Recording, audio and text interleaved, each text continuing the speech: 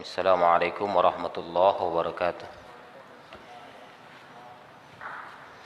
Innal hamdalillah nahmaduhu wa nasta'inuhu wa nastaghfiruh wa na'udzu billahi min shururi anfusina wa min sayyiati a'malina. May yahdihillahu fala mudilla lahu wa may yudlil fala hadiya lahu. Wa asyhadu an la ilaha illallah wahdahu la syarika lahu wa asyhadu anna Muhammadan abduhu wa rasuluh. Ya ayyuhalladzina amanu taqullaha haqqa tuqatih wa la tamutunna illa wa antum muslimun. Ya ayyuhan nasu taqu rabbakumul ladzi khalaqakum min nafsin wahidah wa khalaqa minha zawjaha wa batha minhuma rijalan katsiran wa nisaa. Wattaqullaha alladzi tasaaluna bihi wal arham innallaha kana 'alaikum raqiba. يا أيها الذين آمنوا اتقوا الله وقولوا قولا سديدا يصلح لكم أعمالكم ويغفر لكم ذنوبكم ومن يطع الله ورسوله فقد فاز فوزا عظيما أما بعد فإن أحسن الكلام كلام الله وأحسن الهدي هدي محمد صلى الله عليه وسلم وشر الأمور محدثاتها وكل محدثة بدعة وكل بدعة ضلالة وكل ضلالة في النار. Ikhwani wa akhwati fillah rahimani wa rahimakumullah. Alhamdulillah, segala puji bagi Allah yang senantiasa memberikan kita rahmat dan karunia-Nya, yang mana di antara rahmat dan karunia Allah kita masih diberikan kesempatan untuk menghadiri majelis ilmu dalam rangka untuk menambah ilmu kita di dalam rangka mendekatkan diri kepada Allah Jalla wa Ala. Dan salawat dan salam semoga senantiasa terlimpahkan kepada junjungan Nabi besar kita Muhammad sallallahu alaihi wasallam, yang mana beliau merupakan panutan kita, contoh kita di dalam beribadah kepada Allah Jalla wa Ala. Baiklah, pada malam hari ini kita akan melanjutkan pembacaan kitab atau syarah Kitabut Tauhid ini, yang mana kita sudah sampai kepada pembahasan syirik. Kita sudah menjelaskan tentang syirik besar, kemudian syirik kecil. Sekarang bentuk yang ketiga daripada syirik tersebut adalah syirkun khafiyun. Sebenarnya kalau kita lihat atau kita kaji di dalam kitab-kitab tauhid yang lain, bahwasanya syirik besar itu juga memiliki syirkun jaliyun wa syirkun khafiyun, yaitu syirik nyata dan syirik yang tersembunyi. Demikian juga syirik kecil, ya. Tapi di sini pensyarah kitab ini menuliskan, ya, di dalam kitab tauhid ini bahwasanya dia membagi bentuk kesyirikan itu, bentuk yang ketiga yaitu syirkun khafiyun, syirik yang samar. Syirik khafi ini terkadang tanpa disadari oleh seseorang, maka dia sudah melakukan kesyirikan. Ya, oleh sebab itu perlu kita memahami bentuk-bentuk syirik khafi ini. Di antara hujahnya atau dalil berdasarkan sabda Rasulullah sallallahu alaihi wasallam yang berbunyi, asyirku fi hadhil ummah akhfa min dabibin namlatis sauda ala safatis sauda'i fi zulmatil lail. Ya. Syirik di tengah-tengah umat ini, kata Nabi, itu lebih samar atau lebih tersembunyi atau lebih halus dibandingkan dengan tapak seekor semut yang berada di atas batu hitam di tengah gelapan malam. Ya. Jadi sepertinya tidak nampak. Ya. Kalau kita lihat semut hitam, ya, di atas batu hitam, kemudian di tengah gelapnya malam, ya pastilah tidak terlihat. Demikianlah samarnya kesyirikan itu di tengah-tengah umat ini. Kemudian Rasulullah SAW juga sudah menyebutkan penebus perbuatan syirik tersebut di dalam doa. Disebutkan di sini, Allahumma inni a'udzubika an usyrika bika syai'an wa ana a'lamu wa astaghfiruka minadz dzambi alladzi la a'lam. Ya Allah, ya, aku berlindung kepadamu dari perbuatan syirik yang aku lakukan dan aku mengetahuinya, dan aku minta ampun kepadamu dari dosa yang aku tidak tahu. Ya. Di sini akan dijelaskan tentang syirik khafi tersebut ya. Nau'ul tsalis min anwa'i syirki huwa akhiruha syirkun khafiyun. Pembahasan pada kali ini adalah bentuk syirik yang ketiga, yaitu ini pembahasan tentang syirik, ya, pembahasan syirik yang terakhir dalam kitab ini, yaitu berbicara tentang syirik khafi. Syirik yang masih samar bagi kebanyakan orang. Ya, terkadang dia tidak memahami bahwasanya dia sudah melakukan kesyirikan tersebut. Wa hukmuhu ka hukmi syirkil asghar. Secara hukum syariatnya, ya, syirik kecil, syirik khafi ini adalah masuk ke dalam ranah syirik kecil. Masuk ke dalam ranah syirik kecil. Wa summiya khafiyan likaunihi yukhfa 'alal mar'i nafsah. Ya. Kenapa kok dikatakan syirik khafi? Karena hakikatnya seseorang tersebut tidak menyadari dia sudah melakukan kesyirikan itu.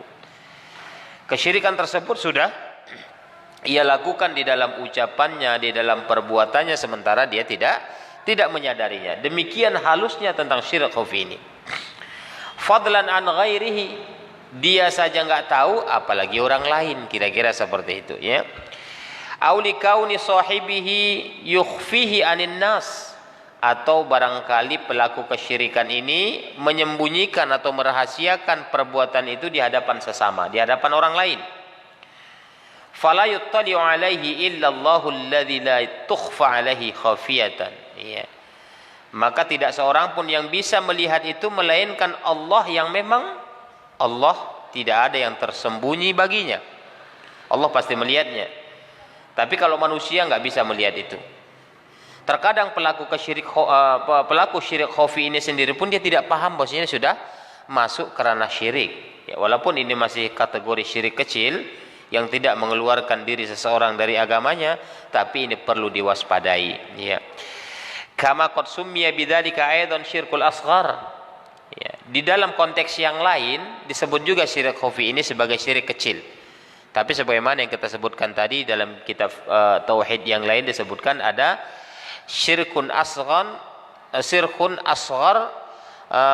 jaliyun wa syirkun asghar khafiyun. Ada dua jenis. Tapi di sini disebutkan syirik khafi ini hanya masuk ke ranah syirik kecil saja. Yang dimaksud tersebut adalah seperti riya. Ya. Ini pembahasan riya ini sebenarnya ini yang dimaksud dengan syirik asghar khafiyun. Ya, kalau kita baca-baca dalam kitab tauhid yang lain dibahas oleh para ulama termasuk dalam kitab Fathul Majid, ya, yang mana apabila disebutkan sana syirik khafi tadi itu syirkun asghar khafiyun, itu yang dimaksud dengan riya. Ya. Pembahasan riya ini sudah kita jelaskan pada pertemuan yang lalu ya mengenai bahwasanya ini adalah satu bentuk kesyirikan walaupun tidak mengeluarkan diri seseorang dari agamanya, tapi ini adalah berbahaya.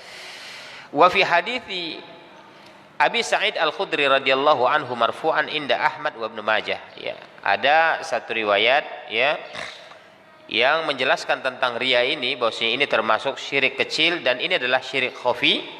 Itu hadis yang berasal dari Abu Sa'id Al-Khudri radhiyallahu anhu yang diriwayatkan secara marfu', diriwayatkan oleh Imam Ahmad dan Ibnu Majah. Ya. Wa dalilu ala syirkil khafi, ya, dalil syirik khafi ini sudah dibacakan tadi di atas, yaitu sabda Rasulullah sallallahu alaihi wasallam, asyirku fi hadhihi ummah akhfa min dabibin namlah. Ya. Syirik terjadi di tengah umat ini, ya, itu lebih samar dibandingkan seekor semut hitam, ya, di atas batu hitam pada kegelapan malam. Lebih samar dari itu. Itu saja pun nggak bisa kita lihat, ya. Syirik itu dilakukan oleh umat ini itu lebih samar dari itu, lebih tidak kelihatan, ya. Wa hadzal hadis rawahu binahwihi al-Imam Ahmad wa ghairuhu wa sata'ti ahaditsu binahwihi, ya. Hadis ini hakikatnya diriwayatkan oleh Imam Ahmad dan juga yang lainnya, dan akan hadir nantinya beberapa hadis, ya, yang semisal yang seperti hadis ini. Wa qad awrada nahwa hadzal hadis al-Imam Mujaddid Syekhul Islam al-Muslimin Muhammad ibn Abdul Wahhab rahimahullahu taala fi kitab at-Tauhid an Ibnu Abbas radhiyallahu anhu marfu'an. Ya. Hadis ini diriwayatkan atau dikeluarkan oleh Imam Mujaddid, yaitu pembaharu, yaitu Syekhul Islam wal Muslimin. Yang dimaksud di sini adalah Syekh Muhammad bin Abdul Wahhab rahimahullahu taala di dalam kitab Tauhid beliau, ya. Yang diriwayatkan dari Ibnu Abbas secara marfu'.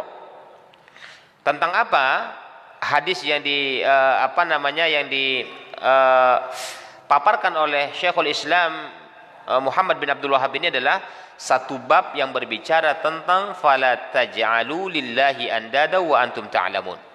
Ini babnya. Jadi dia membuat bab satu bab di dalam kitabnya. Bab itu diambil dari firman Allah Subhanahu wa taala, fala taj'alu lillahi andada wa antum ta'lamun. Janganlah kalian menjadikan bagi Allah itu andad. Andad ini adalah sekutu, ya. Jangan kalian sekutukan Allah, ya.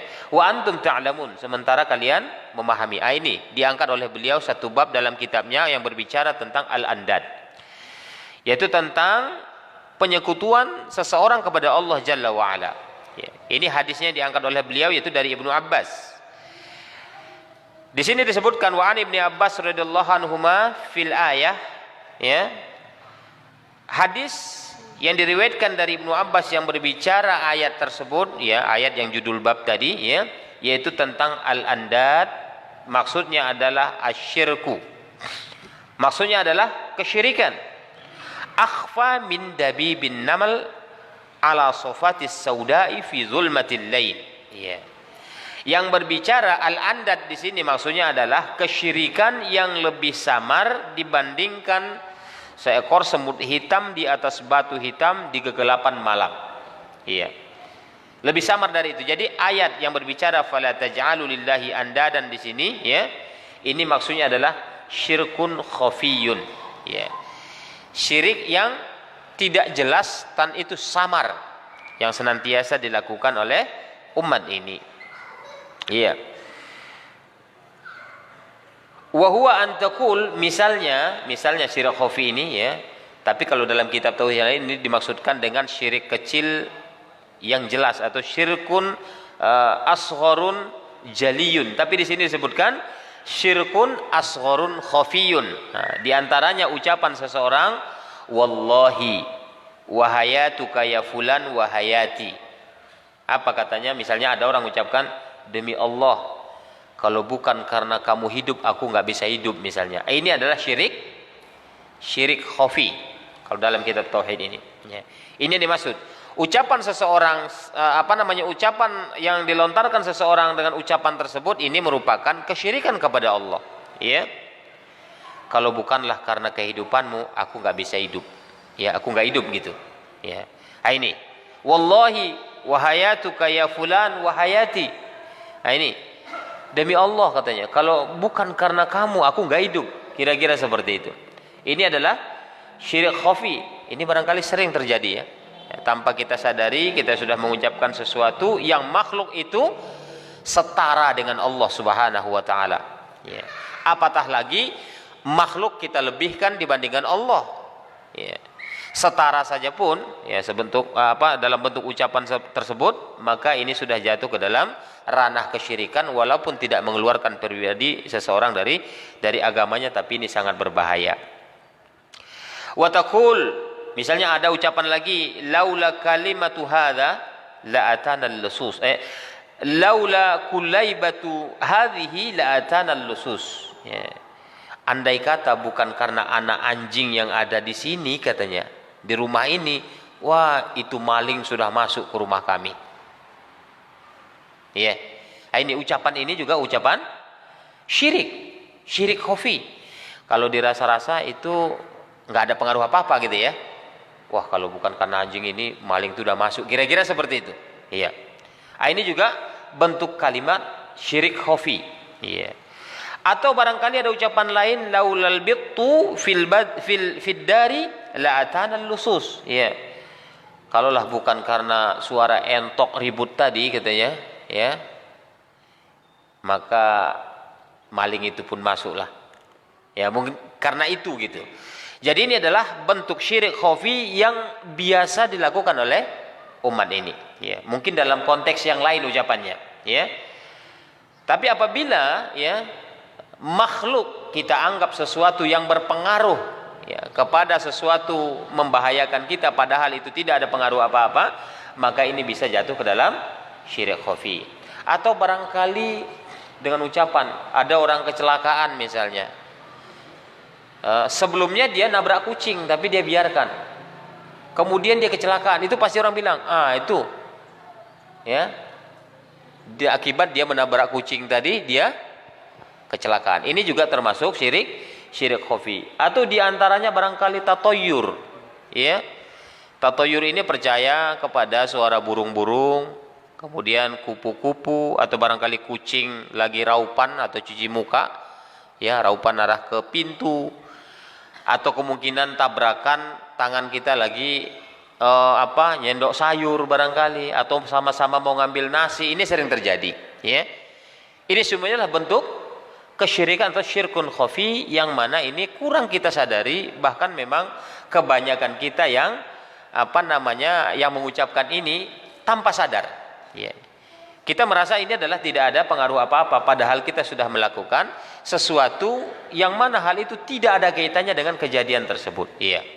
Atau barangkali kita lagi makan kesedak, kita bilang siapa yang ngomongin saya, sudah langsung menuduhkan ke orang lain bahwasanya ada yang berbicara tentang dirinya, padahal itu tidak ada kaitannya sama sekali, iya. Ini. Atau barangkali ada ucapan seseorang kepada saudaranya, Masya Allah wa syi'ta, terserah Allah dan terserah kamu, iya. Ini juga termasuk ucapan syirik khafi, ya. Wa qaulur rajuli laulallahu wa fulan, andai kata ya bukan karena Allah dan kamu, ya. Ini juga. Jadi seseorang tersebut di dalam ucapannya membuat makhluk itu setara dengan Allah. Ini adalah bentuk ucapan, ya. Walaupun tidak ada niatnya ingin menyekutukan Allah Subhanahu wa taala, tetapi ya di dalam ucapan tersebut sudah mengandung kesyirikan apa? Syirkun khafi, yang mana syirkun khafi adalah tidak jelas, tidak nyata bagi seseorang tersebut dia sudah melakukan kesyirikan, apatah lagi orang lain, ya. Orang lain juga tidak pernah menduga bahwasanya dia itu melakukan kesyirikan, ya, seperti itu. La taj'al fiha fulanan, ya.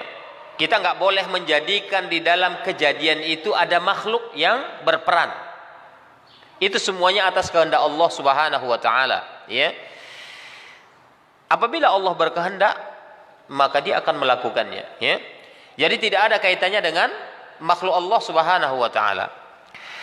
Hadza kulluhu bihi syirkun, ya. Ucapan-ucapan itu semua adalah merupakan kesyirikan, ya. Demikian yang disebutkan di dalam riwayat Ibnu Abi Hatim, ya. Qala al-Mujaddid Ats-Tsani, ya. Mujaddid Ats-Tsani ini yang dimaksud adalah penulis kitab Fathul Majid, ya, pembaharu yang kedua, ya. Berarti 100 tahun setelah berakhirnya atau meninggalnya Syekh Muhammad bin Abdul Wahhab. Jadi setiap 100 tahun itu ada ulama pembaharu. Nah, ini qala al-Mujaddid Ats-Tsani al-Allamah Abdurrahman bin Hasan rahimahullahu taala, yakni fi Fathil Majid, ya. Itu namanya Abdurrahman bin Hasan rahimahullah, ya, penulis kitab Fathul Majid ala hadzal athar, ya. Dia berbicara tentang hadis tersebut. Bayyana anna Ibnu Abbas radhiyallahu anhuma anna hadza kulluhu syirkun, ya. Ucapan-ucapan itu semua yang terdapat di dalam riwayat Ibnu Abbas tadi, ya, hadis Ibnu Abbas tadi, itu adalah ucapan-ucapan syirik, ya, sebagaimana disebutkan oleh siapa? Syekh Abdurrahman bin Hasan ini tadi, itu penulis kitab Fathul Majid itu. Wa huwa al-waqi'ul yawm ala alsani katsirin mimman la ya'rifu at-tauhid wala syirk, ya. Ini terjadi terjadi pada hari ini di tengah-tengah umat yang sangat banyak mereka di antara mereka yang tidak paham akan tauhid dan kesyirikan, ya. Karena nggak paham tentang kesyirikan, nggak paham tauhid, maka dia terkadang melontarkan ucapan yang mana ucapan tersebut jatuh ke dalam bentuk kesyirikan, walaupun itu syirik kecil. Bahkan disebutkan di sini syirkun asghar khafiyun, syirik kecil yang samar, ya. Udah syirik kecil samar pula. Sehingga tidak tanpa disadari oleh pelakunya dia sudah jatuh ke dalam kesyirikan yang menyebabkan dirinya itu akan jauh dari Allah. Biasanya begitu, kalau kesyirikan itu dilakukan dia akan semakin jauh dari Allah. Ya, bisa saja Allah cabut berpelan-pelan hidayah tersebut dari hatinya sehingga dia semakin jauh. Ya. Fatanabbah lihadhil umur, maka waspadalah terhadap perkara ini, kata penulis ya. Fa innaha min munkaril azim alladhi yajibu nahyu anhu wat taghlidhu fihi. Ya. Yang mana perkara ini ya adalah perkara mungkar yang sangat besar yang wajib kita hindari dan betul-betul kita tegas di dalamnya. Ya. Harus tegas. Jadi nggak ada istilahnya cuman ucapan saja begitu. Atau barangkali istilah tatoyur itu, ada suara burung gagak bunyi di sebelah rumah, langsung terlontar siapa yang meninggal. Nggak ada hubungannya sama sekali. Ya, burung gagak bunyi, ada orang meninggal. Kan nggak ada hubungannya. Terkadang memang syaitan sengaja, ya, talbisul iblis itu, syaitan itu sengaja membuat skenario di dalam hati seseorang biar itu betul-betul pas, kebetulan ada pula yang meninggal. Biasa kan begitu. Jadi ibaratnya ini mitos atau fakta. Ini kebanyakan kan begitu. Sama kayak orang nabrak kucing mati terus dibiarin. Wah, itu nanti kecelakaan itu. Kebetulan bener. Akhirnya apa yang terjadi hari ini? Ini dianggap oleh kebanyakan orang ini adalah fakta. Ini bukan mitos saja, ya. Buktinya itu banyak katanya begitu. Padahal hakikatnya tidak ada hubungan apa-apa. Ya. Ini adalah salah satu bentuk kesyirikan yang disebut dengan syirik khafi. Ya. Syirik yang samar. Ya. Padahal kita pernah juga melanggar seekor kucing tanpa sengaja kemudian mati. Ya. Itu dianggap orang kita akan terjadi kecelakaan, malah yang celaka itu orang lain. Kebetulan keretanya sama, kereta yang nabrak orang lain, malah kita enggak gitu. Enggak ada hubungannya sebenarnya, ya. Tapi apabila itu menjadi satu keyakinan di dalam hati kita dan kita buat itu menjadi betul-betul itu keyakinan mutlak, itu bisa saja terjadi, ya. Sehingga setiap kejadian dikaitkan dengan alam, ya. Ini yang banyak terjadi. Padahal ini adalah merupakan kesyirikan yang melanda umat ini. Ya. Kalau syirik besar menyembah berhala, itu mah udah banyak tahu lah ya. Ya. Sesaji, walaupun masih banyak juga orang melakukan, tapi itu orang tahu bahwasanya itu adalah persembahan untuk setan misalnya. Itu udah banyak tahu, itu syirik gitu. Tapi perkara syirik khafi, ya, yang sangat samar sekali ini banyak yang nggak paham. Iya. Makanya terkadang ya dikaitkan alam itu kepada sesuatu yang terjadi yang tidak ada hubungannya sama sekali, ya. Tapi kalau mendung, wah ini mau turun hujan, turun, itu wajar, itu alamiah, proses, ya. Tapi kalau kita nendang kucing turun hujan, ini nggak ada hubungannya, ya. Kan seperti itu, nabrak kucing orangnya kecelakaan, nggak ada hubungannya sama sekali, ya. Seperti itu. Jadi syirik khafi ini banyak terjadi di tengah-tengah umat. Kalau syirik kecil katanya masalah ria, itu kayaknya sudah, saya nggak ria kok, itu bisalah, bisa dipahami. Saya melakukan sholat ini niatnya untuk Allah, itu bisa dipahami gitu. Tapi kalau dalam bentuk ucapan seperti tadi, ya, ada kucing lagi asik pagi-pagi ngusap wajahnya arah ke pintu, ngomong dia, ini tamu siapa yang mau datang ya? Nggak ada hubungannya sama sekali, ya. Kecuali kalau ada hadis Nabi mengucapkan itu, ada hadis Nabi menjelaskan kalau kucing raupan arah ke pintu itu ada tamu misalnya, bolehlah. Tapi nggak ada, ini adalah mitos, ya. Inilah bentuk-bentuk kesyirikan yang terjadi di tengah-tengah umat ini. Ya. Lakinnahu min akbair kabair, ya, min akbaril kabair. Akan tetapi syirik khafi ini itu adalah dosa besar, ya, atau dosa yang lebih besar dari dosa besar, ya. Kan dosa besar ada tuh, dia lebih besar dari itu, ya. Berarti jatuhnya kemana? Ke syirik kecil, ya. Dia lebih besar dibandingkan dengan dosa besar itu sendiri, ya. Kemudian waqad jaa nahwuhu ma taqaddama haditsu Aisyah radhiyallahu anha marfu'an. Ada juga hadis yang diriwayatkan dari Aisyah, hadis yang senada gitu ya. Dari Aisyah radhiyallahu anha yang diriwayatkan dengan marfu'. Asyirku akhfa min dabibin namli ala sofa fi lailatiz zulama. Ya. Wadanaha an tuhibba ala syai'in min al-juri wa an tabghadu ala syai'in min al-adli. Wahal ad-dinu illa al-hubbu fillahi wal bughdu fillah. Ya. Wa qala Allah Ta'ala qul in kuntum tuhibbunallah fattabi'uni yuhibbukumullah. Di sini disebutkan ada hadis dari Aisyah yang senada dengan hadis yang di atas tadi. Syirik atau kesyirikan itu ya akhfa min dabibin namal, lebih samar dibandingkan dengan seekor semut ya, seekor semut alas sofa, di atas batu yang hitam pekat ya, fi lailatuz zulama, di tengah-tengah malam yang gelap gulita ya. Semut hitam nempel di batu hitam di tengah malam pula, nggak ada lampu, gitulah, nggak nampak sama sekali. Begitulah kesyirikan itu ya. Kemudian yang paling rendah dari itu derajat syirik khafi ini adalah, yang paling rendah dari itu ya, antuhibba ala syai'in minal jur, apabila kamu suka kepada keburukan kemudian kamu benci kepada keadilan. Itu bisa dibayangkan ya. Gimana? Apabila kamu cinta kepada kepada satu dosa tapi kamu benci terhadap satu keadilan ya. Ini adalah yang paling rendah dibandingkan dengan syirik khafi ya. Kemudian tidakkah agama kita mengajarkan ya hanya cinta karena Allah dan benci karena Allah? Itu yang diajarkan oleh agama kita. Sebagaimana firman Allah di sini, "Qul in kuntum tuhibbunallah fattabi'uni yuhibbukumullah." Katakan hai Muhammad, jika kalian mencintai Allah maka ikuti aku, kata Nabi. Ya, menghindari segala bentuk kesyirikan, baik itu syirik besar, syirik kecil, syirik khafi ya, perkara bid'ah di dalam agama. Ini harus kita hindari. Ya.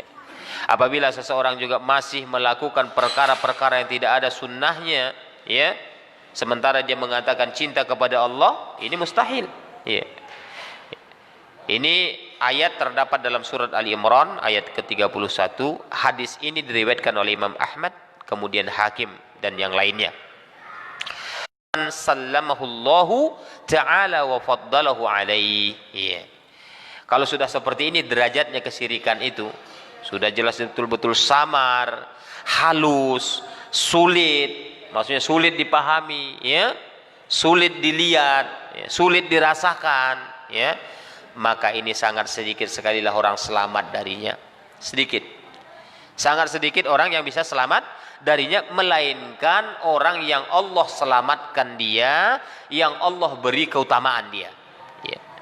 Jadi hakikatnya apabila kita mempelajari kitab tauhid, ini adalah upaya kita agar kita bisa selamat dari perkara-perkara syirik besar, syirik kecil maupun syirik khafi ini. Ya. Upaya kita ada. Tapi kalau udah upayanya nggak ada, belajar tauhid nggak pernah, ya, belajar kesyirikan nggak pernah, gimana dia bisa tahu? Ya. Apa yang dia lakukan perbuatan syirik dia nggak paham, ya. Batasan-batasan syirik dia nggak mengerti. Nah, di sini. Ya. Jadi sangat sedikit sekali ya manusia bisa selamat dari perkara syirik khafi ini. Ya. Kalau syirik besar itu mungkin banyaklah yang bisa menghindar-hindar. Ya. Syirik kecil dikatakan masih bisa juga mungkin diamat-amati secara individu, oh masih bisa.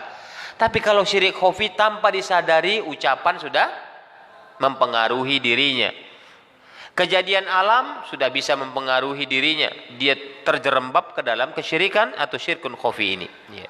Falihada syara' al-Mustafa al-Karim, ya, alladhi huwa bil mu'minina raufur rahim, salawatullah wa salamuhu alaihi li hadha syirki kafaratun tamhuhu liman yamunullahu alaihi wa taqabbal minhu. Ya. Begitulah Nabi kita Muhammad sallallahu alaihi wasallam sangat berkasih sayang kepada orang-orang beriman, ya, sangat sayang kepada kita sebagai umatnya. Jangan sampai kita itu berada di ranah kesyirikan itu. Dia memberikan solusi kepada kita. Kafaratun tamhuhu lima yamunullah, ya, dia memberikan penebus. Ya. Rasul mengajarkan kita agar bisa kita menebus dosa syirik ini. Ya. Apa yang diajarkan Nabi kepada kita? Ya, seperti di dalam sabda Rasulullah, Allahumma inni a'udzubika an usyrika bika syai'an wa ana a'lamu wa astaghfiru minadz-dzambi alladzi la a'lam. Ini yang diajarkan oleh Nabi kita kepada kita. Jadi kita hindari ucapan-ucapan syirik khafi tadi atau perbuatan riya segala macamnya, kita hindari. Di samping itu kita masih memohon kepada Allah, mana tahu sudah ada kita lakukan sebelumnya misalnya kan? Ya. Rasulullah mengajarkan kepada kita doa ini. Apa doanya? Allahumma inni a'udzubika an usyrika bika syai'an wa ana a'lam wa astaghfiruka minadz-dzambi alladzi la a'lam. Ya. Ya Allah, aku berlindung kepadamu dari kesyirikan yang aku lakukan, tapi aku mau nyadarinya, aku memahaminya. Ya. Dan aku berlindung kepadamu dari dosa yang aku tidak tahu. Ya. Nah di sini, ini diajarkan Rasul kepada kita agar kita senantiasa berdoa dengan doa ini. Ya. Kita memohon kepada Allah agar dijauhkan dari kesyirikan dan kita diampuni dari dosa-dosa yang kita tidak memahaminya. Ya. Wa hadha du'a juz'un min hadisin tawilin akhrajahu al-Imam Ahmad an Abi Musa radhiyallahu an. Hadis ini hakikatnya itu dikutip dari hadis yang panjang. Hadisnya panjang ini, ya. Yang berbicara tentang seperti hadis Aisyah tadi. Asyirku akhfa min dabibin namal. Ini hadisnya, panjang ini hadisnya ya. Tapi ini dipenggal. Diambil sepotong yang akhir yang berbicara tentang penebus dosa kesyirikan ini. Iya. Yang diriwayatkan oleh Imam Ahmad dari Abi Musa al-Asy'ari. Kemudian ada juga Imam Bukhari meriwayatkan di dalam kitab Al-Adabul Mufrad, ya, kitab beliau, kitab yang sangat populer ini ya. Wa Ibnul Munzir wa Abu Ya'la wa Ibnu Abi Hatim wa ghairuhum an Hudzaifah bin al-Yaman radhiyallahu anhu an Abi Bakar As-Siddiq radhiyallahu anhu. Jadi ada hadis yang diriwayatkan oleh Imam Bukhari, kemudian Ibnu Munzir, kemudian Abu Ya'la, kemudian Ibnu Abi Hatim, dan selain mereka ya ada hadis yang mereka riwayatkan dari siapa? Dari Hudzaifah bin Yaman. Kemudian Hudzaifah bin Yaman mendapatkan hadis itu dari Abu Bakar As-Siddiq radhiyallahu anhu. Dari Nabi sallallahu alaihi wasallam qala, dia bersabda, asyirku fikum akhfa min dabibin namal. Apa kata Nabi dalam hadis itu? Kesyirikan yang terjadi di tengah-tengah kalian, katanya, itu lebih samar dibandingkan seekor semut hitam. Itu tadi, semut hitam di atas batu hitam di tengah kegelapan malam. Lebih samar dari itu. Ya. Wa qala Abu Bakar. Abu Bakar pun berkata, ya Rasulullah, hal huwa syirku illa ma'ubida min dunillah au ma du'iya min dunillah? Ya Rasulullah, katanya, bukankah kesyirikan itu hanya yang disembah selain Allah atau yang diseru selain Allah? Itu Abu Bakar yang bertanya kepada Rasul. Bukankah yang dimaksud kesyirikan itu adalah yang disembah selain Allah atau yang diminta selain Allah? Ya, misalnya berdoa kepada selain Allah, ya. Nah ini, apa kata Nabi? Sakilat ka ummuk ya Abu Bakar. Celaka kamu ya Abu Bakar, kata Nabi. Ya. Kenapa? Asyirku fikum akhfa min dabibin namal. Sementara kata Nabi, kesyirikan itu lebih samar. Kesyirikan itu di tengah-tengah kalian itu lebih samar dibandingkan dengan seekor semut hitam tadi. Ya. Ini kata Nabi kepada siapa? Kepada Abu Bakar. Ya. Kalau kita kaji ulang kepada kesyirikan yang kita bahas pada beberapa pertemuan yang lalu tentang syirik besar, itu ada empat bagian. Ya, barangkali nggak ada yang ingat ini ya, satu pun. Ya, syirik besar itu di dalam 4 hal. Di dalam apa aja itu? Ada yang ingat? Buka bukunya Bang. Mana tahu ada di situ. Syirik apa nama yang pertama? Itu yang terakhir, bolehlah syirik mahabbah. Kemudian syirik dalam doa, syirik niat, kemudian syirik ketaatan. Ya. Itu ya, ada 4. Ini adalah jatuh ke dalam syirik besar. Ya. Makanya disebutkan Abu Bakar di sini, tidakkah kesyirikan itu hanya menyembah kepada selain Allah atau berdoa kepada selain Allah saja ya Rasulullah? Sakilat ka ummuk, kata Nabi. Celaka kamu, katanya. Ya. Asyirku fikum akhfa min dabibin namal. Kesyirikan itu terjadi di tengah-tengah kalian itu lebih samar dibandingkan dengan seekor semut hitam itu. Iya. Begitu samarnya. Jadi yang dimaksud dalam hadis ini yang diriwayatkan oleh Imam Bukhari dalam kitab Adabul Mufrad, oleh Ibnu Munzir juga meriwayatkan ini, Ibnu Abi Hatim dan yang lainnya, ini sebenarnya berbicara tentang syirik khafi. Ya, syirik yang samar, yang tidak jelas dan tidak dirasakan oleh pelakunya. Ya. Saking samarnya begitu. Ya, kan sering itu kita. Ya mungkin kita sudah ngaji lah baru kita menghindari itu. Kalau dulunya mungkin semuanya kita hampir ya, kupu-kupu terbang dalam rumah kita. Apalagi cantik ini tamu siapa yang mau datang ya? Tamu kebetulan nyasar, susah keluar, kita katain ada tamu. Kebetulan datang Pak Le. Ya, tambah kuat maksudnya keyakinannya, tambah sesat dia. Ya, tambah tergelincir di dalam kesyirikan. Padahal hakikatnya tidak ada hubungannya kupu-kupu masuk ke rumah dengan datangnya seseorang, nggak ada. Ya, seperti yang kita ceritakan tadi. Pas lagi makan bersama, sama-sama mau ngambil sayur tabrakan. Nah, itu juga begitu. Nah, kemudian kita cekukan lagi makan atau kesedak, dituduh orang lain. Siapa yang bicarain saya? Nggak ada hubungannya sama sekali. Dia salah nelen, dibilang orang ngomongin dia. Suuzon pula. Iya kan? Nah ini suuzonnya memang nggak jelas kemana.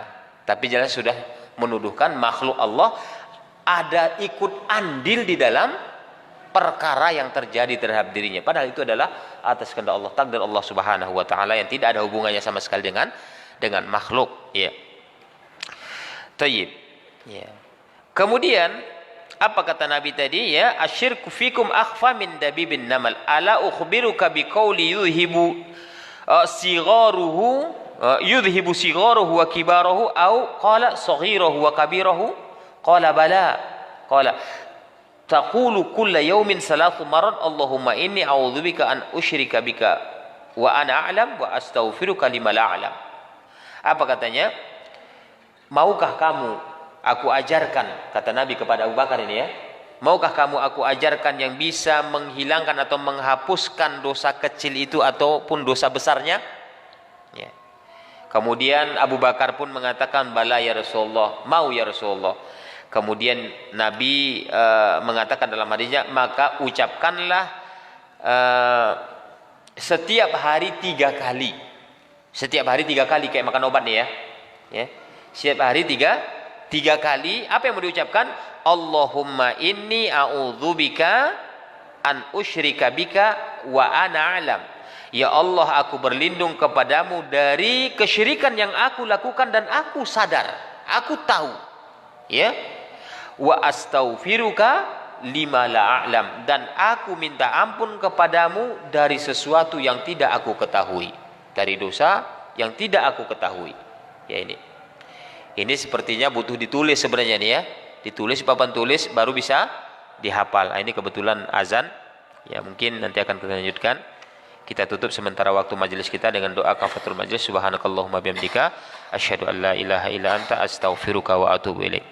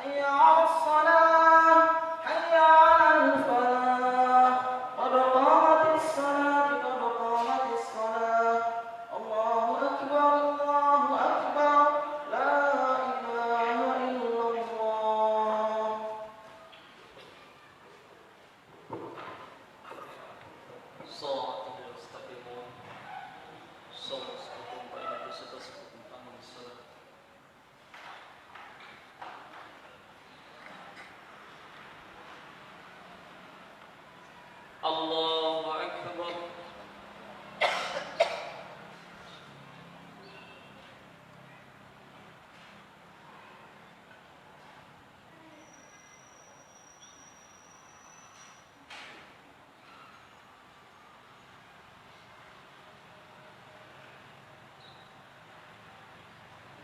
الحمد لله رب العالمين الرحمن الرحيم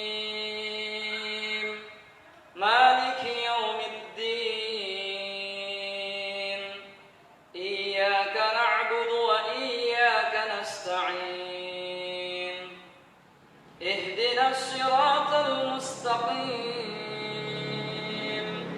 صراط الذين أنعمت عليهم غير المغضوب عليهم ولا الضالين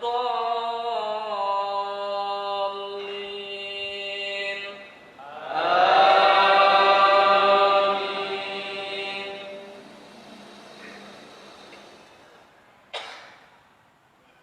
قلنا اهبطوا منها جميعا فإما يأتينكم مني هدى فمن تبع هداي فلا خوف عليهم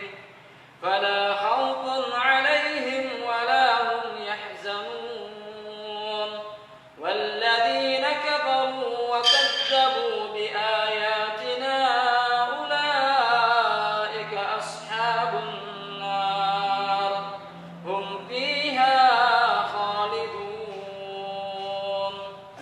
يا بني إسرائيل اذكروا نعمتي التي أنعمت عليكم وأوفوا بأهدي أوف بأهدكم وإياي فارهبون.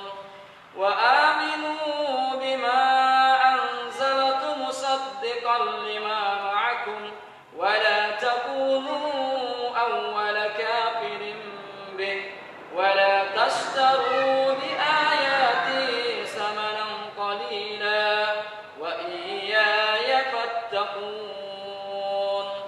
ولا تلبسوا الحق بالباطل وتكتموا الحق وأنتم تعلمون. وأقيموا الصلاة وآتوا الزكاة واركعوا مع الراكعين. أتأمرون الناس بالبر وتنسون أنفسكم وأنتم تتلون الكتاب أفلا تعقلون. واستعينوا بالصبر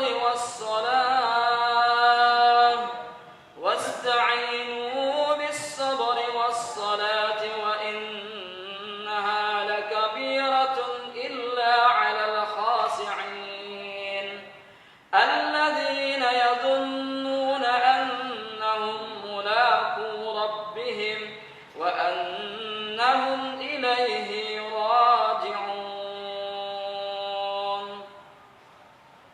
الله أكبر.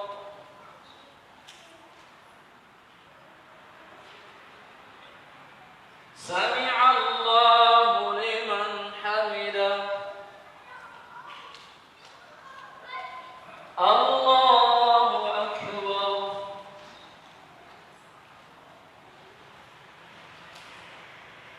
الله أكبر.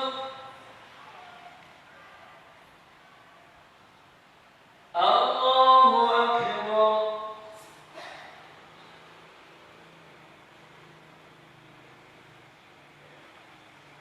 الله أكبر. الحمد لله رب العالمين الرحمن الرحيم مالك يوم الدين إياك نعبد وإياك نستعين اهدنا الصراط المستقيم صراط الذين أنعمت عليهم غير المغضوب عليهم ولا الضالين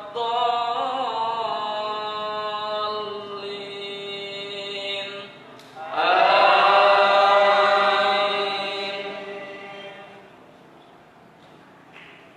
آمن الرسول بما أنزل إليه من ربه والمؤمنون كل آمن بالله وملائكته وكتبه ورسله لا نفرق بين أحد من رسله وقالوا سمعنا وأطعنا غفرانك ربنا وإليك المصير.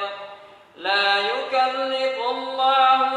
نفسا إلا وسعها لها ما كسبت وعليها ما اكتسبت ربنا لا تؤاخذنا إن نسينا أو أخطأنا ربنا ولا تحمل علينا إصرا كما حملته على الذين من قبلنا ربنا ولا تحملنا ما لا طاقة لنا به واعف عنا واغفر لنا وارحمنا أنت مولانا فانصرنا على القوم الكافرين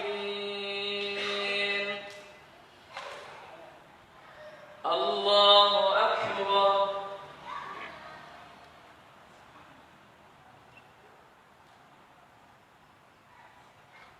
سمع الله لمن حمده الله أكبر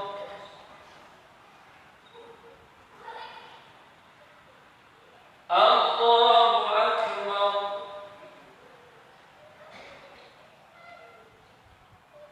الله أكبر الله أكبر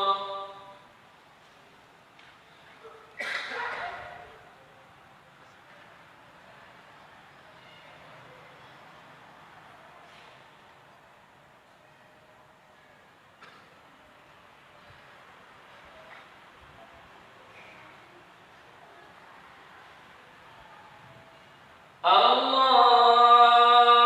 أكبر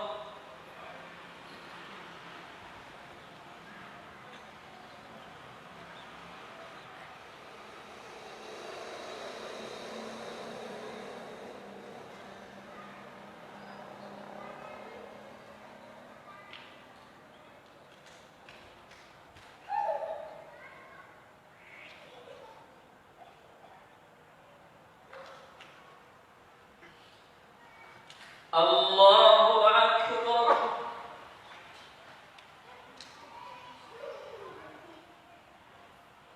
سمع الله لمن حمده الله أكبر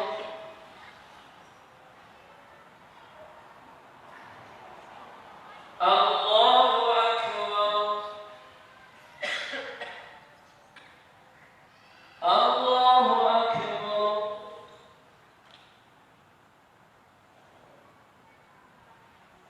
الله أكبر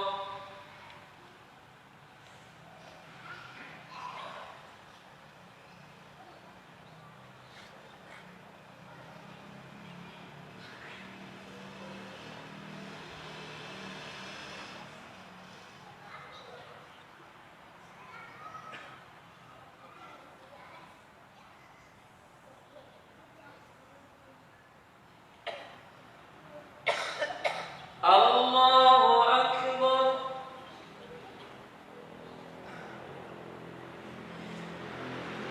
سمع الله لمن حمده الله أكبر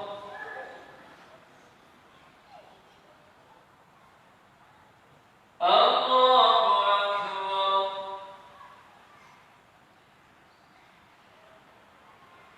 الله أكبر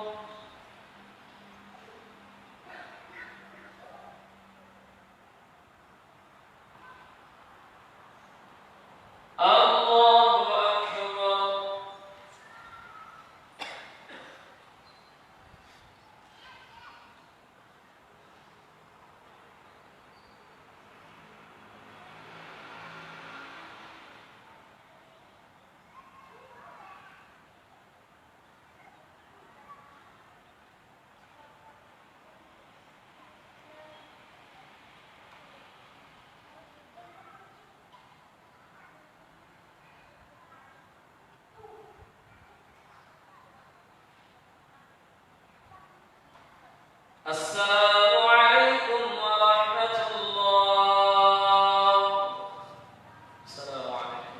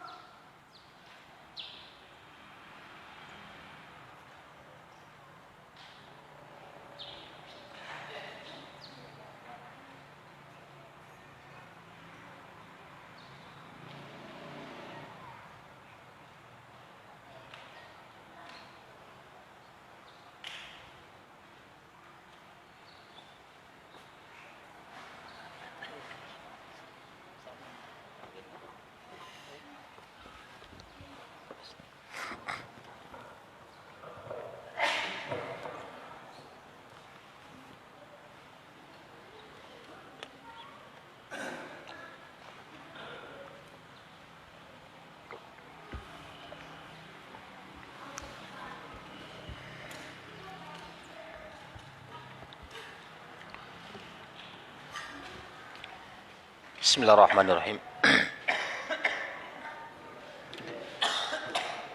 Alhamdulillahirabbil alamin. Wassalatu wassalamu ala Rasulillah wa ala alihi wa mawalah. Asyhadu an la ilaha illallah wahdahu la syarikalah wa asyhadu anna Muhammadan abduhu wa rasuluh. Baiklah, pada sesi yang kedua ini kita lanjutkan kembali tentang syirik khafi, yaitu sebagaimana yang diajarkan oleh Rasulullah SAW kepada kita tentang bagaimana cara menebus dosa syirik khafi tadi, ya. Di dalam hadis yang diriwayatkan dari Abu Bakar As-Siddiq radhiyallahu taala anhu tadi, ya, Rasul mengatakan bahwasanya di dalam sabdanya itu, ya, asyirku fikum akhfa min dabibin namal, ya. Kesyirikan yang terjadi di tengah-tengah kalian itu lebih samar dibandingkan dengan seekor semut hitam. Kemudian Abu Bakar pun bertanya kepada Nabi, wahal asyirku illa ma'ubida min dunillah au ma du'iya min dunillah? Tidakkah yang dikatakan syirik itu hanya yang disembah selain Allah atau yang diseru selain Allah? Kemudian Rasul pun berkata, sakilat ka ummuk, celaka kamu, ya. Celaka kamu, kata Nabi. Asyirku fikum akhfa min dabibin namal. Syirik itu lebih samar, ya, yang terjadi di tengah-tengah kalian dibandingkan dengan seekor semut hitam, ya. Ala ukhbiruka biqauli yudhibu sigharahu au kibarahu au qala saghirahu wa kabirahu, ya. Maukah kamu aku tunjukkan sesuatu yang bisa menghapuskan dosa syirik kecil atau dosa syirik besar itu? Qala bala. Kemudian Abu Bakar mengatakan, bala ya Rasulullah, ya tentu mau ya Rasulullah. Qala taqulu kulla yaumin salasa marratin, ya. Katakanlah atau ucapkanlah 3 kali dalam sehari, kata Nabi, apa? Allahumma inni a'udzubika an usyrika bika wa ana a'lamu wa astaghfiruka lima la a'lamu, ya. Ya Allah, aku berlindung kepadamu dari dosa syirik yang aku lakukan sementara aku tahu, dan aku minta ampun kepadamu dari hal-hal yang aku tidak ketahui. Ya, asyirku antakul, ya. Kesyirikan itu, ya, bisa saja dalam bentuk ucapan sebagaimana yang kita jelaskan tadi di atas. Di antaranya adalah a'tani Allahu wa fulan, ya. Allah telah memberiku dan juga fulan telah memberiku akan hal itu. Jadi Allah dan fulan telah memberikan itu kepadaku. Nah, ini sama dengan ucapan yang tadi, ya. La ilallahu fulan wallahi wa hayatuka ya fulan wa hayati. Ya, sebagaimana tadi dalam ucapan yang pertama, ya. Apa katanya? Demi Allah, kalau bukan karena kehidupanmu aku juga enggak hidup. Nah, ini ya. Sama ini. Ya. Ini ucapan-ucapan yang mengandung kesyirikan yang mana itu tanpa disadari oleh pelakunya dia sudah masuk ke ranah syirik kecil. Ya. Dan syirik kecil ini, ya, ini lebih besar dibandingkan dengan dosa besar. Ya. Lebih besar dibandingkan dengan dosa besar. Padahal dosa besar itu adalah diantaranya syirik kepada Allah. Ya, syirik ini terbagi lagi, itu yang kita bahas, yaitu syirik besar, syirik kecil, dan syirik khafi. Ini adalah pembahasan yang terakhir dari kesyirikan di dalam kitab ini. Ya. Fa'alal muslimun nasih li nafsihi, maka seyogianya seorang muslim menasihati dirinya sendiri, ya, menasihati diri sendiri, al khaifu min adzabi rabbih, ya, agar dia takut dengan siksa Rabbnya kelak. Wa yuhtamma bi ta'allumit tauhid wa ma yudadduhu, ya, wa ma yudaddihi wa yunafihi au yanqusuhu au yaqduhu fihi au yaqdihu fihi, ya. Hendaklah dia memperhatikan agar dia senantiasa belajar tentang ilmu tauhid, ya, belajar ilmu tauhid dan apa saja yang yang ada di balik ilmu tauhid tadi, yaitu tentang ilmu kesyirikan, yang, ya, kemudian apa yang bisa mengakibatkan ilmu tauhid itu berkurang, apa yang mengakibatkan keimanan itu menurun. Ini semuanya harus dipelajari, ya, ya. Kemudian walaisa muraduna atalumu al-ijmali kama yazunnuhu man la basiratun indahu mimman yuthabbitun nas an ta'allumihi. Jadi maksud penulis di sini bukanlah hanya belajar ilmu tauhid secara global saja, ya. Bukan mempelajari ilmu tauhid itu secara global saja. Misalnya kalau dibahas tauhid itu terbagi 3, tauhid rububiyah, uluhiyah, asma wa sifat. Udah selesai di situ, enggak. Ya. Jadi ini maksud penulis di sini, dianjurkan kita agar belajar ilmu tauhid bukan ilmu global saja. Ya. Sebagaimana yang diduga oleh sebagian orang yang tidak memiliki basirah, yang tidak memiliki ilmu di dalam hal ini, ya. Wa yaghurruhum bi annahum ahlut tauhid, sementara mereka merasa mereka itu ahlu tauhid. Ya, kamilah ahlu sunnah wal jamaah, ya. Kalau ditanya kepada firqah-firqah yang ada, pasti mereka mengakui mereka itu adalah ahlu sunnah wal jamaah yang mempelajari ilmu tauhid juga, ya, ilmu tauhid. Fala hajata massahu ila tafahumihi wa tiqrarihi, ya, sementara dia tidak ada hajatnya sama sekali untuk mendalami ilmu tersebut dan tidak ada keinginannya untuk memahami ilmu tauhid itu, tidak mau membaca, tidak mau mengulang-ulangnya, ya. Kalau ilmu tauhid ini enggak cukup sekali aja, tapi berulang kali dipelajari. Misalnya kalau kita punya catatan, ya dibalik-balik lagi catatannya, ya. Jadi enggak cukup sekali duduk udah paham semua, nggak bisa. Atau barangkali kita sudah punya kitabnya, ya, sudah pernah kita pelajari, terus didiamkan buku itu, ya sudah, larut sudah, ya, dan ilmunya pun akan hilang. Apatah lagi kalau nggak dipraktekkan, ya. Di sini. Jadi maksud penulis di sini adalah agar kita menasihati diri kita untuk apa? Untuk mempelajari ilmu tauhid, ya, tapi secara rinci, ya. Tidak dimaksud di sini hanya secara global saja, ya. Wal iyadzu billah, ya. Kita berlindung kepada Allah dari hal-hal yang demikian. Maksudnya orang-orang yang meninggalkan ilmu tauhid tadi. Summa yahuthuhum ala ulumid durariha wa 'azumin naf'ihima. Orang yang meninggalkan ilmu tauhid tadi, mereka biasanya mengarahkan diri mereka untuk mempelajari ilmu-ilmu yang lebih besar bahayanya dibandingkan manfaatnya, yang kurang bermanfaat untuk akhirat mereka. Mereka hanya mempelajari ilmu tersebut hanya untuk dunia mereka, ya. Bal muraduna at-ta'allum al-ijmali wa tafsili at-tauhid bi anwahi ats-tsalatsah. Jadi yang kami maksud, kata penulis, ya, agar pembaca mempelajari apa? Mempelajari ilmu tauhid secara global dan secara rinci di dalam pembagian tauhid yang 3 itu. Misalnya kalau kita belajar ilmu rububiyah, tauhid rububiyah, ya secara rinci yang rububiyah itu apa maksudnya dibahas. Ya, kemarin juga dari awal-awal belajar kitab tauhid ini kan sudah kita bahas. Kemudian ilmu tauhid uluhiyah, ya, tauhidul ibadah. Ya, ini juga dibahas secara rinci bagaimana bentuk ibadah tersebut, ibadah-ibadah apa yang diterima Allah, ibadah apa yang ditolak Allah, itu dibahas, ya. Kemudian apalagi tauhid asma wa sifat, ini juga dibahas tentang bagaimana mengimani asma dan sifat Allah Subhanahu wa taala. Ini dimaksud oleh penulis. Apabila seseorang sudah memahami 3 bentuk tauhid ini secara rinci, insya Allah dia bisa menentukan jalan hidupnya, arah hidupnya itu terarah, ya. Dia bisa menghindari amalan-amalan tidak ada contoh dari Rasul. Dia bisa menghindari perkara-perkara syirik karena dia sudah mempelajari ilmu tauhid yang 3 ini. Ya. Kemudian khususan tauhidul uluhiyah wa ma yattabi'uhu wa yaltahiqu bihi ilman wa amalan. Terlebih khusus lagi katanya ilmu tauhid al-uluhiyah. Karena banyak kali orang tergelincir di sini. Kalau masalah tauhid rububiyah, ini insyaallah orang kafir pun mengakui itu, ya. Orang kafir mengakui tentang tauhid rububiyah. Kalau ditanya siapa yang ngasih rezeki, Tuhan katanya. Ya. Semuanya begitu. Bahkan orang kafir itu sendiri kalau sudah dia sudahlah, serahkan sama yang di atas. Itu tahu dia itu. Itu menunjukkan dia tahu tentang adanya Sang Pencipta, pemberi rezeki, dia tahu. Jadi yang paling dikhawatirkan di sini adalah tentang tauhid al-uluhiyah.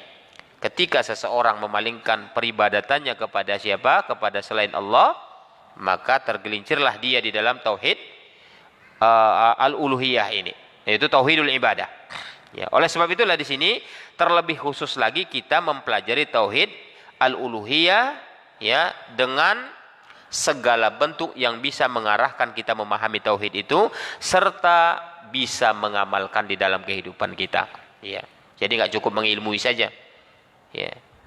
Ada tuh sebagian orang, ya, guru tuh tahu dia. Ada di daerah Bangko Pusako sana. Ya. Ada teman dulu bilang dia sangat akrab dengan kitab kuning. Ya. Kitab kuning tahu lah ya, kitab gundul istilahnya, bahasa Arab yang gundul. Kemudian kok pengamalannya nggak ada bedanya sama orang-orang yang pada umumnya. Ya. Kemudian suatu ketika teman ini datang, Ustadz, saya mau belajar. Belajar apa? Belajar sholat. Udahlah, diambil buku satu. Nih, baca aja sendiri. Diambil bukunya. Bukunya tulisan seorang ulama mutaakhir, Syekh Nasruddin Albani, sifat sholat Nabi. Datang kawan bilang, wah ini sudah pernah baca ini. Ya, kan begitu. Kemudian keesokan harinya dikembalikan bukunya. Sudah selesai? Sudah. Tapi saya masih mau belajar juga. Diambil buku satu lagi. Udah, kamu baca sendiri aja. Diambil buku tulisan ulama mutaakhir juga. Ulama Syekh Muhammad bin Shalih Al-Utsaimin. Ya. Sifat sholat Nabi juga. Hampir senada. Kemudian, pas dia mengembalikan buku itu, dia mengatakan, saya sebenarnya mau belajar langsung sama Ustadz. Tidak melalui buku. Sudahlah, kalau kamu sudah paham buku itu, itulah yang sunnah. Dia mengatakan begitu. Lah, lantas Ustadz kenapa kok enggak ngamalkan itu? Sholat kita enggak mau dirapatkan. Kenapa enggak mau katanya? Kalau saya rapatkan, saya enggak dipakai nanti di sini katanya. Subhanallah. Nah ini. Itu ada itu. Ya. Bukan dia tidak mengerti tentang ilmu itu, tapi tidak diamalkan. Ya. Hakikatnya kita belajar ilmu itu kan untuk diamalkan, untuk memperbaiki diri kita. Makanya kita ini semuanya wajib untuk belajar. Hakikatnya kita bukan untuk jadi guru, hakikatnya untuk memperbaiki diri. Ya, masing-masing kita belajar kan memperbaiki diri. Ya. Tapi sebagian orang ada yang dianjurkan untuk menyampaikan bagi yang mampu. Ya. Tapi tidak harus semuanya. Jadi naik di atas mimbar gitu kan, nggak semuanya. Ya. Kan seperti itu. Ikhwani wa akhwati fillah rahimani wa rahimakumullah. Kemudian di sini dianjurkan oleh penulis tadi agar kita mendalami ilmu tauhid al-uluhiyah tadi agar bisa diamalkan. Kemudian tauhid apa lagi yang dianjurkan? Tauhid mempelajari tauhid asma wa sifat, ya. Asma wa sifat Allah Subhanahu wa taala wa ma yatafarra'u alaihi wa ma yadullu alaihi wa ma yuthmiruhu minal khairati wal ahwalil mubarakat ilman wa i'tiqadan wa amalan. Ya, jadi dianjurkan kita untuk mempelajari ilmu tauhid asma wa sifat ini dan segala bentuk yang bisa mengarahkan kita bisa memahami dan membuahkan. Ya, membuahkan apa? Kebaikan. Karena dalam memahami tauhid asma wa sifat ini itu betul-betul harus menggunakan akal yang kita tundukkan akal kita kepada syariat. Kalau enggak menolak. Ya. Makanya banyak orang al-Asy'ariyah, ya. Akidah al-Asy'ariyah. Asy'ariyah ini banyak menolak asma dan sifat Allah dan mereka itu termasuk orang-orang yang Mu'attilah namanya, yang pernah kita jelaskan dulu. Orang Mu'attilah ini adalah orang yang menolak kebanyakan sifat-sifat dan asma-asma Allah Subhanahu wa taala. Bahkan mereka tidak mengakui Allah itu melihat, ya, Allah mendengar. Kenapa? Karena mereka khawatir menyerupakan Allah dengan makhluknya. Mereka logikakan. Tidak mungkin Allah turun ke langit dunia pada sepertiga malam terakhir. Itu sama dengan makhluk nanti yang turunkan makhluk begitu. Mereka tidak percaya Allah berada di atas arsy. Ya. Karena mereka menganggap dugaan mereka dengan akal mereka, ya tatkala mereka berkeyakinan Allah di atas arsy, berarti Allah butuh kepada makhluk. Ya. Padahal Allah tidak butuh kepada makhluk. Ya. Padahal makna dari istiwa di sini adalah ala wartafa'a, tinggi, ya, wartafa'a dan meninggi. Enggak ada dikatakan pada ulama maknanya istaula, menguasai, itu enggak ada. Tapi maknanya ala wartafa'a. Makanya ketika mereka salah menafsirkan, salah mengartikan, kemudian mereka lebih mengedepankan akal mereka, salahlah mereka di dalam menyikapi asma dan sifat Allah ini. Ya. Makanya ketika seseorang tidak mendalami dengan cara-cara yang diajarkan oleh Rasul kepada para sahabat di dalam memahami asma dan sifat Allah ini, banyak yang tergelincir. Ya. Karena banyak yang tidak sesuai dengan akal mereka. Ketika kita mengatakan Allah punya tangan, kamu menyamakan dengan makhluk nanti katanya. Maksud tangan itu adalah kekuasaan begitu. Padahal tidak ada cara Rasul mengajarkan kepada para sahabat bahasanya yang makna tangan itu adalah kekuasaan, tidak ada. Satu riwayat pun menjelaskan itu. Tapi karena akal mereka buntu, sudah nggak bisa menerima itu, akhirnya mereka palingkan kepada makna yang lain. Ini namanya muharrif, tahrif, memalingkan makna dari asma dan sifat Allah kepada makna yang lain yang tidak sesuai dengan kehendak Allah dan Rasulnya. Ya. Karena tidak ada satu dalil pun yang menjelaskan itu. Ya. Ini. Akhirnya mereka apa? Mereka tolak. Oleh sebab itu, pemahaman Asy'ariyah itu termasuk adalah mereka ini adalah kelompok Mu'attilah yang menolak asma dan sifat Allah secara menyeluruh. Hanya sedikit sekali yang mereka tidak tolak. Ya. Na'udzubillah min dzalik. Oleh sebab itu penulis di sini menganjurkan kita agar senantiasa mendalami ilmu tauhid uluhiyah dan asma wa sifat ini. Karena paling banyak orang tergelincir itu di sini. Ya. Orang tergelincir di sini. Kita lihat penampilannya, Masya Allah, sunnah, ya, jenggot, gamis, ya, cingkrang dia. Tapi dia tidak percaya Allah di atas arsy, kan ngeri. Ya. Dia tidak percaya Allah di atas arsy, pada Allah mengatakan dirinya sendiri, ya. Ar-Rahman 'alal 'arsy istawa. Ya. Tapi dia takut untuk meyakini itu karena khawatir. Laisa kamislihi syai' wa huwas samiul basir. Tidak ada yang menyerupai dengan Allah sesuatu apapun. Jadi dia khawatir, takut dia menyerupakan dengan makhluknya, dia tolak itu. Nah ini. Padahal sebenarnya sederhana. Andai kata kita mengakui Allah di atas arsy sekalipun, ya sudah, bagaimana Allah di atas, kita serahkan kepada Allah. Itu bukan urusan kita. Ya. Kita hanya butuh meyakini itu. Bukan kita tidak dibutuhkan untuk merekayasa bagaimananya. Ya. Makanya disebutkan oleh Imam Malik, ini sering ya disebutkan ya. Imam Malik sampai mengungkapkan al-istiwa'u ma'lum wal kaifu majhul. Ya, wasu'alu anhu bid'ah wal imanu bihi wajib. Ya. Apa kata Imam Malik dalam menyikapi bahwasanya Allah beristiwa di atas arsy ini? Istiwa itu maklum, sudah maklum sudah. Di kalangan orang Arab itu sudah maklum. Dikatakan istiwa ya sudah. Sementara bertanya bagaimana istiwa Allah, ini majhul, ini enggak dikenal. Maksudnya tidak dikenal di kalangan para sahabat. Enggak ada satupun sahabat yang nanyakan itu kepada Rasul. Ketika Allah berfirman Ar-Rahman 'alal 'arsy istawa, ya Rasulullah, bagaimana istiwa Allah itu enggak ada yang bertanya satupun. Ya? Karena ini majhul, tidak dikenal pertanyaan ini. Wasu'alu anhu bid'ah, kata Imam Malik. Bertanya tentang hal itu saja pun sudah perkara yang diada-adakan dalam agama kita. Karena nggak pernah para sahabat bertanya kepada Nabi. Bahkan muridnya sahabat tabi'in nggak pernah bertanya kepada para sahabat ketika itu tentang istiwa itu. Tabi'in pun nggak pernah bertanya. Mereka hanya mengimani. Sami'na wa ata'na. Ya. Bukan berarti agama nggak masuk akal, tapi akalnya terlalu kecil untuk memahami itu. Ya. Terlalu sederhana ya, untuk memahaminya sebenarnya ya. Kemudian apa? Al-imanu bihi wajib, kata Imam Malik, beriman akan hal itu kewajiban. Siapa yang tidak beriman akan hal itu? Kufur. Berapa banyak orang yang kita lihat penampilannya dia muslim, bahkan secara individu kita nggak bisa mengkafirkannya, tapi secara global, secara umum apa yang dia lakukan, apa yang dia ucapkan itu sudah menunjukkan dia itu sudah tergelincir kepada kekufuran. Karena apa? Karena menolak tentang asma dan sifat Allah Subhanahu wa taala secara umum. Ya. Ikhwani wa akhwati fillah rahimani wa rahimakumullah.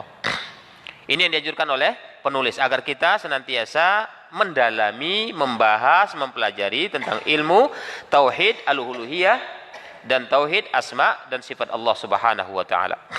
Hatta yakunal muslimu ala haqiqatin min dinihi wa basiratin min amrihi wal ya'budallaha ala nurin wa hadiyin ala hasbi tahqiqi dzalika wa ma'rifatihi ilman wa amalan yakmalu imanul abd. Iya. Di sini disebutkan ya, sampai seorang muslim itu ya bisa menemukan hakikat agamanya. Ya, hakikat agamanya didasari dengan ilmu dan urusan-urusan agamanya agar dia bisa beribadah kepada Allah di atas cahaya dan hidayah. Agar dia bisa beribadah kepada Allah di atas an-nur. Nur ini adalah ilmu, basirah, ya. Hidayah. Makanya disebutkan at-taqwa itu, ya, yang dikatakan taqwa, an ta'budallah, ya, ala nuri minallah, tarju sawabahu. Kamu beribadah kepada Allah atas dasar ilmu dari Allah.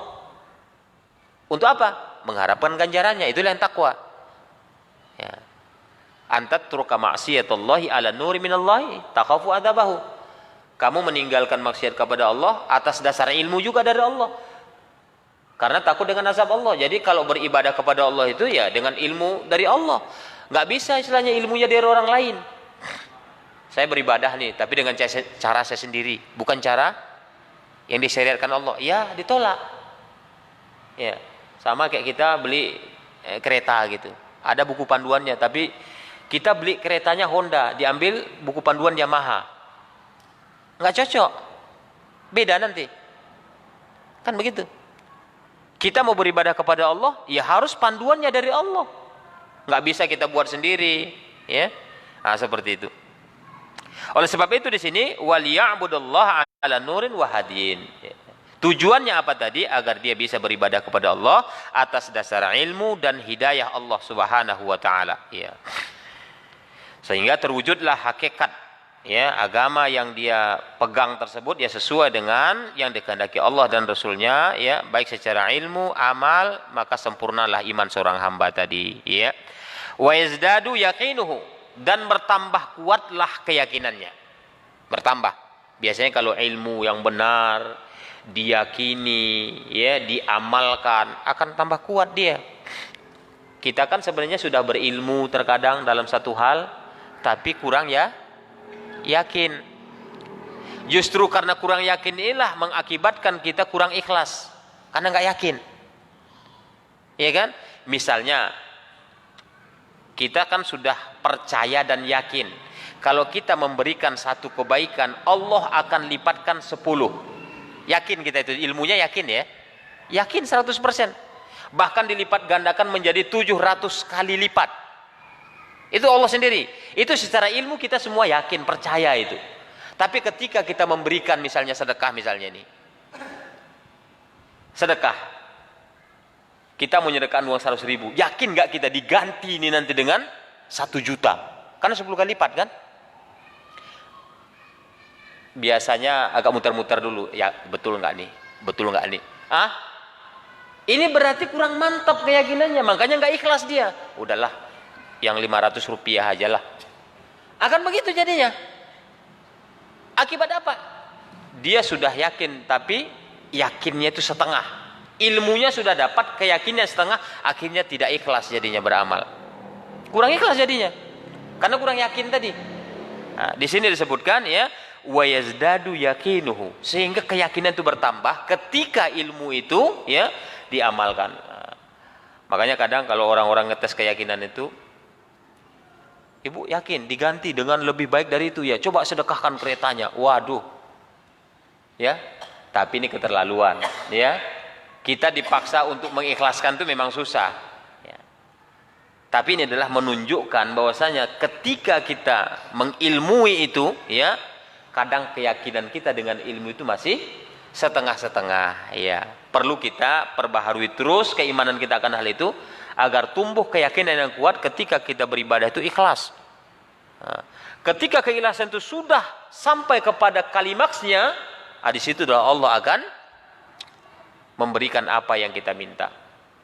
Yakin. Ya, buktinya di dalam beberapa peperangan yang pernah terjadi di zaman Rasulullah SAW, keimanan mereka itu betul-betul sampai kalimat keikhlasannya.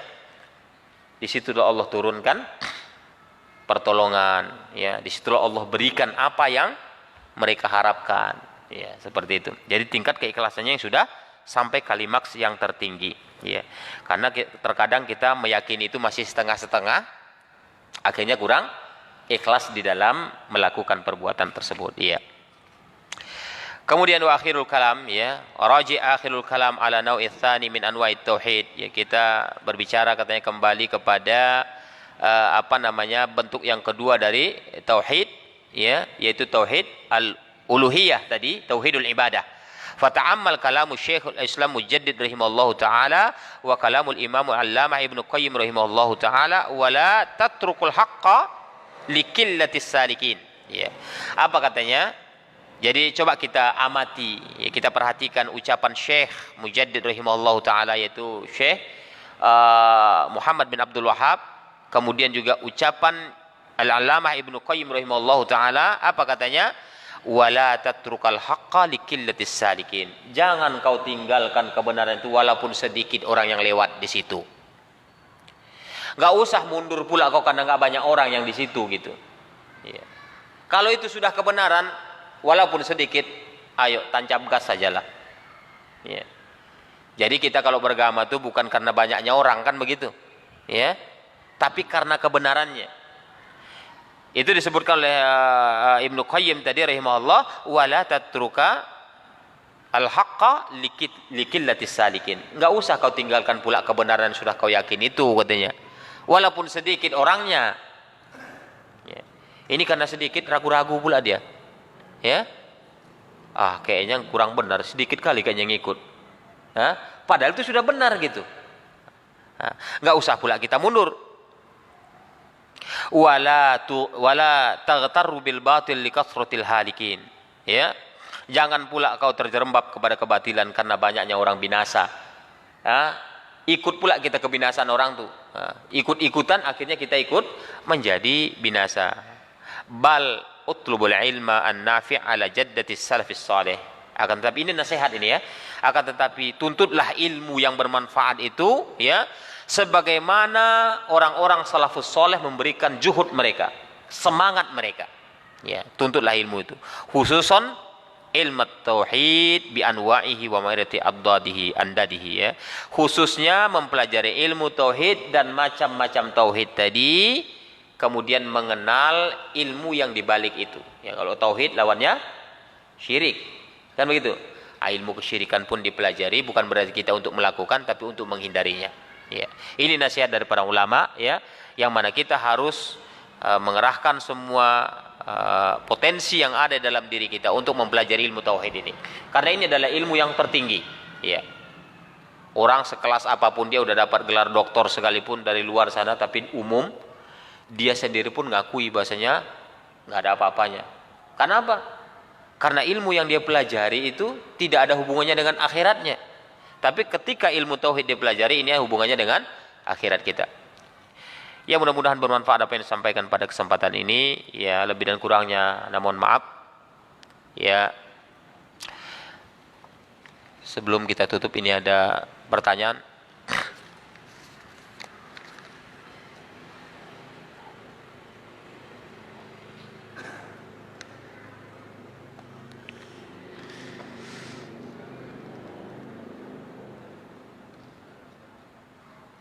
Assalamualaikum Ustaz, apakah jika kita tidak tahu kalau yang kita kerjakan adalah suatu kesyirikan, kita tetap akan tidak dapat ampunan dari dosa itu kalau kita keduluan meninggal dunia? Ya.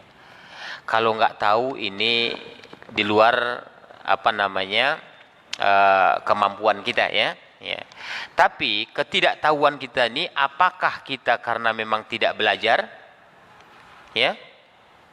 Apakah kita memang hanya mengikuti kebanyakan orang saja? Ya, ini perlu dikaji ulang kembali kepada individunya, gitu ya. Tapi semuanya kita serahkan kepada Allah, ya, karena ketidaktahuan, ya. Tapi hakikatnya apabila kita beralasan, ya, hanya karena tidak tahu, ini banyak sekali orang nggak tahu, tapi karena nggak mau, gitu ya. Ya. Dia sudah nggak tahu, nggak mau tahu, bahkan ngejek pula lagi.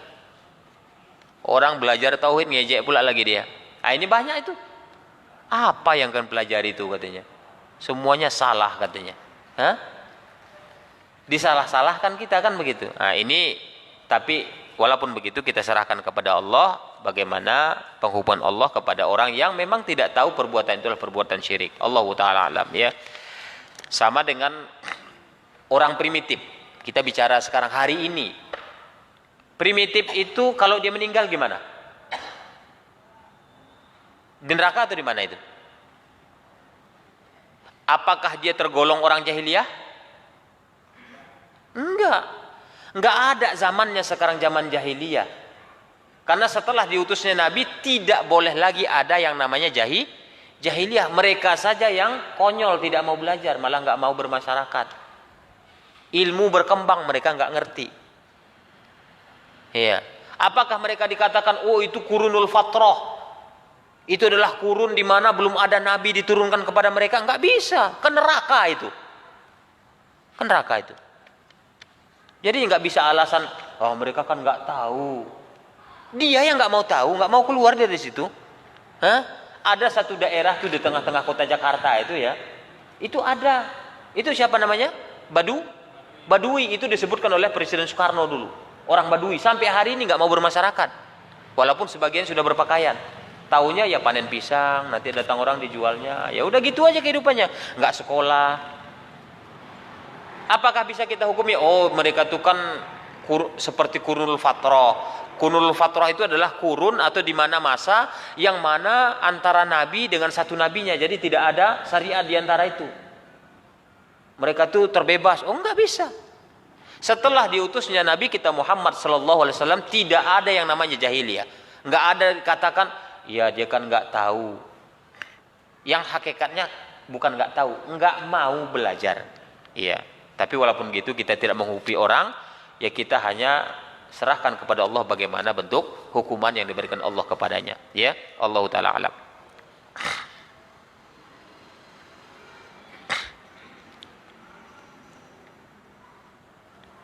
Pertanyaan di luar tema. Apakah di dalam syariat agama Islam pernah dicontohkan oleh Rasul atau sifat-sifat sumpah pocong? Ya. Dan bagaimana orang yang melakukan dan meyakininya, termasuk melakukan kesyirikan kepada Allah. dan bagaimana kita menyikapinya. Ya. Ya, bagaimana kita menyikapinya, ya? Ya sebenarnya masalah sumpah pocong ya nggak pernah dilakukan oleh Nabi ya. Nah, nggak ada istilah sumpah pocong ya. Itu orang-orang zaman sekarang aja itu ingin menghukumi. Sebenarnya mereka itu adalah mubahalah namanya, ya. Yang dikenal di dalam Islam itu adalah mubahalah. Mubahalah itu adalah kita saling bersumpah atas nama Allah, ya. Apabila saya yang sesat, maka saya atau mati, atau mungkin disesatkan dengan sejauh-jauhnya. Tapi kalau kamu yang sesat, mati atau kamu disesatkan. Itu ada mubahalah dalam agama. Tapi itu bukan kepada orang muslim, ya. Makanya terkadang ini sekarang sumpah pocong ini kan yang populer itu kan untuk mengganti carok di daerah Madura. Ya, ada namanya carok. Kalau di sana itu kan ada, kalau ada pertikaian antara dua orang, itu memang baco-bacoan dipertontonkan dulu. Ya. Makanya kalau istilahnya ya Madura itu sering bawa celurit katanya. Mereka tuh suka carok. Carok itu pertarungan antara dua pendekar, ya. Ya dikatakan pendekar lah, pokoknya keberanian aja lah ya. Nah, entah pendekar tangga nggak tahu lah. Yang penting keberanian, beradu mati. Kemudian karena itu dilihat sangat mengerikan, ya kurang bisa diterima naluri secara kemanusiaan, akhirnya diganti dengan sumpah pocong. Sekarang ada itu, ya. Jadi sumpah pocong aja. Nah, ini sebenarnya tidak dikenal dalam ajaran agama kita. Ya, untuk meyakini itu ya ini adalah tidak perlu kita yakini itu adalah satu kebenaran. Itu kita harus bantah, itu adalah satu kebatilan. Nggak ada istilahnya kita bisa hanya sekedar beda persepsi, beda pemikiran, kemudian beda apalah gitu, kemudian kita sumpah pocong, kan nggak ada artinya, ya. Nah, untuk membunuh jiwa seseorang itu butuh pertanggungjawaban, ya. Makanya di sini, ya, bagaimana orang yang melakukan dan meyakininya, ya, jatuh kepada kesyirikan. Ya. Dia sudah melakukan maksiat, ya, kepada Allah, kemudian maksiat kepada sesama, yang mana ini adalah merugikan dirinya sendiri, ya. Jadi ini perlu kita hindari, ya. Nggak perlu kita meyakini itu. Jadi kalau ada yang ngajak sumpah pocong nggak usah mau, ya, biar dia sendiri jadi pocong, ya. Itu nggak perlu kita layani, ya. Kalau kamu benar sumpah pocong mau, nggak perlu, ya. Makanya para ulama itu sangat hati-hati sekali. Adapun orang mau ngajak dialog atau debat segala macam, dia cukup mengatakan kamu sudah paham agama kamu, ya situ. Kalau dia katakan belum, ya sudah kamu belajar agama dulu, ya nggak perlu dilayani. Mau ngajak sumpah apapun dia, ya. Oke, ya mungkin itu saja yang bisa disampaikan. Iya. Apa itu? Oh doanya, iya boleh. Dikeluarkan sini. Okay.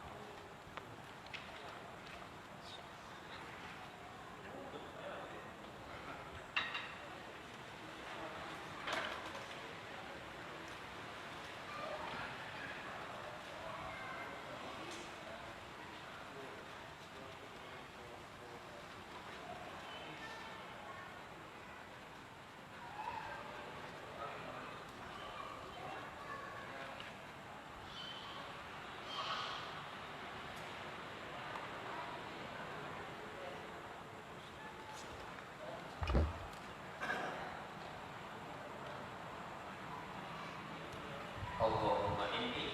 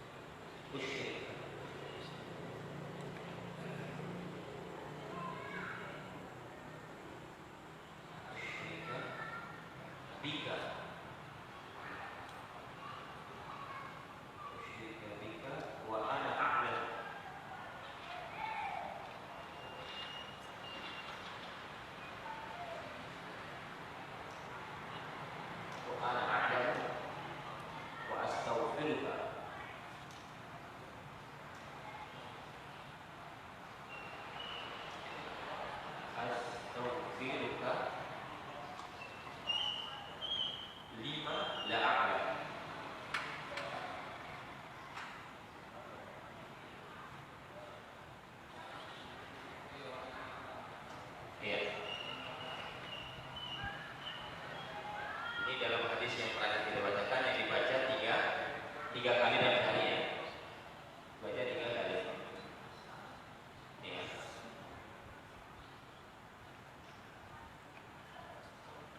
Ya.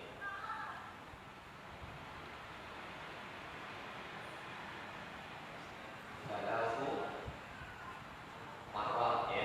3 kali ya.